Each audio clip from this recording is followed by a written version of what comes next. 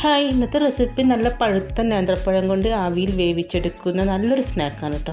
നല്ല സോഫ്റ്റ് ആയിട്ടുള്ള സ്നാക്കാണിത്. അപ്പോൾ എങ്ങനെയാണെന്ന് നോക്കാം. വീഡിയോ കണ്ടുകൊണ്ടിരിക്കുമ്പോൾ തന്നെ നിങ്ങൾക്ക് ഇഷ്ടമാവുകയാണെങ്കിൽ ഒന്ന് ലൈക്ക് ചെയ്ത് സപ്പോർട്ട് ചെയ്യണം. അപ്പോൾ ഇതാ നല്ല പഴുത്ത 2 നേന്ത്രപ്പഴം എടുത്തിട്ടുണ്ട്. നല്ല പഴുത്ത പഴം തന്നെ എടുക്കാൻ നോക്കണേ. ഇനി ചെറുതാണെങ്കിൽ 3 ഒക്കെ എടുക്കട്ടോ. കട്ട് ചെയ്തിട്ട് മിക്സിയുടെ ജാറിലേക്ക് ഇട്ട് കൊടുക്കുന്നുണ്ട്. ഇതിൻ്റെ കൂടെ തന്നെ 3 ഏലക്കായുടെ തൊലി കളഞ്ഞിട്ട് ഇട്ട് കൊടുക്കുന്നുണ്ട്. ആദ്യം ഇതൊന്ന് നന്നായിട്ട് അടിച്ചെടുക്കണേ. അപ്പോൾ ഇതാ അങ്ങനെ അടിച്ചെടുത്ത് വന്നിട്ടുണ്ട്. ഇനിയിപ്പോൾ ഇതിലേക്ക് 1/2 കപ്പ് പാലൊഴിച്ച് കൊടുക്കുന്നുണ്ട്.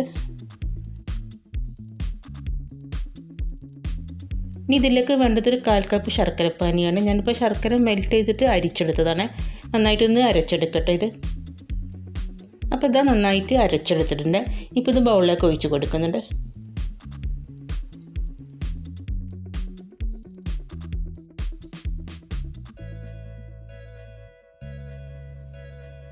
ഇതിലേക്ക് വേണ്ടതൊരു 1/4 കപ്പ് റവയാണ്. ഞാനിപ്പോൾ വറുത്ത റവയാണ് ഇട്ട് കൊടുത്തത്.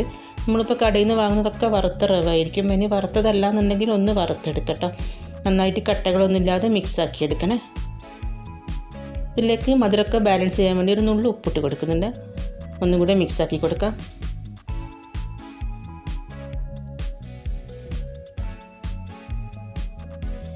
ഇനി ഇതൊന്ന് അടിച്ച് വെച്ച് 10 മിനിറ്റ് റെസ്റ്റ് ചെയ്യാൻ വേണ്ടി വെച്ച് കൊടുക്കണേ. അപ്പോൾ ഇതാ 10 മിനിറ്റ് ആയിട്ടുണ്ട്. ഇതിപ്പോൾ റവ ആയതുകൊണ്ട് ഒന്നും കൂടി തിക്കായി വന്നിട്ടുണ്ട്. അപ്പോൾ നന്നായിട്ടൊന്ന് ഇളക്കി കൊടുക്കട്ടോ.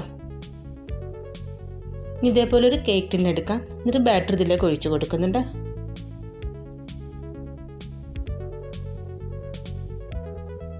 എന്നിട്ടൊന്ന് ഫോയിൽ കൊണ്ട് കവർ ചെയ്ത് കൊടുക്കണം.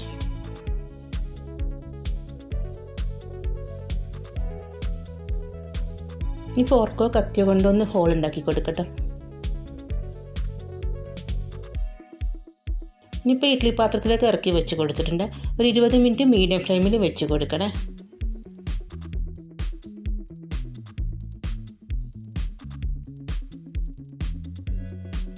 അപ്പോൾ ഇതാ 20 മിനിറ്റ് ആയിട്ടുണ്ട്. നന്നായി വെന്ത് വന്നിട്ടുണ്ട്.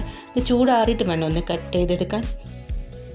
അപ്പോൾ ഇതാ അത് കട്ട് ചെയ്യുമ്പോൾ തന്നെ അറിയാം കേട്ടോ, നല്ലൊരു സോഫ്റ്റാണ്. വൈകുന്നേരത്തെ ചായക്ക് കഴിക്കാൻ പറ്റിയ ഒന്നാണ് കേട്ടോ.